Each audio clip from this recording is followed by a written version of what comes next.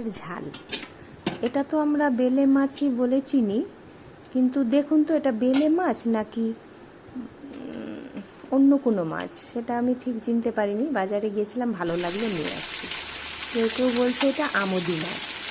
তো যাই হোক, তো ওটাকে আমি এনে প্রথমে ভালো করে ধুয়ে ভেজে নিয়ে তারপর আলু একটু লম্বা লম্বা করে কেটে ওটাও ভেজে নিলাম। ভেজে নিয়ে এবার বেশ আলুটা একটু লাল লাল করে ভেজে নিলাম। নেওয়ার পর এবার কড়াইতে তেল দিয়ে এর মধ্যে কালো জিরা ফোড়ন দিয়ে কিছুটা পরিমাণে পেঁয়াজ কুচি দিয়ে একদম লাল করে ভেজে নেব। লাল করে ভেজে নেওয়ার পর ওটাকে মানে কিছুক্ষণ টাইম লাগবে ওটা লাল হতে। তারপরে ওখানে আমি দেব জিরা, সাদা জিরা আর সাদা সর্ষে 1 চামচ করে, আর 2টো কাঁচা লঙ্কা ভালো করে বেটে নেব। নিয়ে এবার পেঁয়াজটা ভাজা হয়ে যাওয়ার পর ওর মধ্যে হলুদ, লঙ্কা গুঁড়ো আর স্বাদ অনুযায়ী লবণ আর ওই বাটাটা জিরে আর সর্ষে বাটাটা দিয়ে দেবো আর 6-7 কোয়া রসুনটাকে ছেঁচো করে ওর মধ্যে দিয়ে দেবো।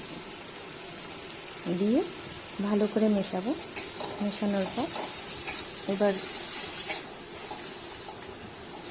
এবার আদা বাটি ধোয়া মানে জিরার যে ধোয়া জলটা ওটা দিয়ে দেবো, বাটিটা ধুয়ে।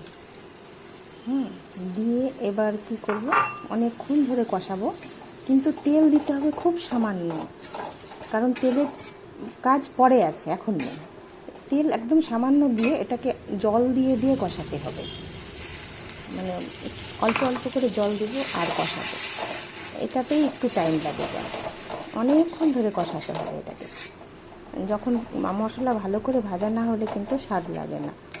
তো ওটাকে কি করব, আবার জলটা যখন শুকিয়ে আসবে আবার অল্প জল দেব। এটাই একটু টাইম লাগে, আর কিছু না, কিন্তু খেতে হবে কিন্তু দারুণ।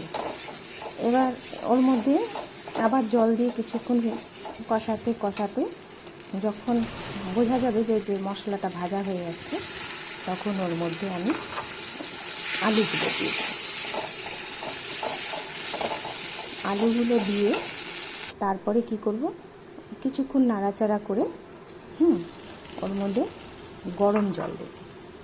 জলটা গরম হলে তারপরে, আর জল গরমটা দিলে না, একটা জিনিস আপনাদেরকে বলছি, যে কোনো রান্নার ঝোলে গরম জল দেবে, ফোটানো জলটা যদি ফুটিয়ে সাইডে রেখে দেন সামান্য উষ্ণ থাকে, সেটা দিলেও কিন্তু হবে, কিন্তু ওটাতে তরকারির স্বাদ 3 গুণ বাড়িয়ে দেয়। কাঁচা জলের থেকে ফোটানো জলটা দিলে বেশি ভালো হয়। কেউ ঝোল খায়, কেউ মাখো মাখো খায়, কিন্তু সবেতেই দিতে হবে ওই গরম জলটা।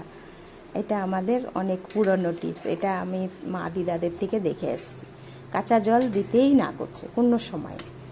তারপর এটাকে এখন ঢেকে দেব, ভালো করে মিশিয়ে, ঝোলের সঙ্গে মশলাটা ভালো করে মিশিয়ে এবার ওটাকে আমি ঢেকে দেব। ঢেকে দিয়ে এখন ওর মধ্যে কি করব, অল্প কাঁচা লঙ্কা ফাটিয়ে দেখব প্রথমে আলুটা সেদ্ধ হয়েছে কিনা। তারপরে ওর মধ্যে 2টো কাঁচা লঙ্কা ফাটিয়ে দেব। 2টো তো আগেই বেটে দিয়েছিলাম, আর 2টো দেব মানে সেন্টের জন্য কাঁচা লঙ্কা ফাটিয়ে, আর দেব সামান্য ধনেপাতা কুচি দিয়ে ভালো করে মিশিয়ে নেব। এবার মিশিয়ে নিয়ে যখন ঝোলটা একটু ঘন হয়ে আসবে, আর এই মাছটা না খুব নরম হয়, এই মাছটাকে ঝোলের সাথে দিলে একদম মানে গলে যাওয়ার ভয় থাকে, ঠিক নামানোর আগে দিতে হয়। তখন এই ভেজে রেখেছিলাম ওই মাছগুলো দিয়ে দিলাম, দিয়ে কিছুক্ষণ নেড়ে চেড়ে এর মধ্যে দেবো এখন কাঁচা তেল। ওই প্রথমে কিন্তু তেল দিইনি আমি, তাহলে তেলের পরিমাণ বেশি হয়ে যাবে, অত তেল খাওয়া ভালো না। এবার কাঁচা তেল দিয়ে এটাকে ভালো করে একটু ঢেকে সিম কমিয়ে একদম নামিয়ে গরম গরম পরিবেশন করুন। ঠান্ডা খেলেও স্বাদ লাগবে, গরম ঠান্ডা যেটাই।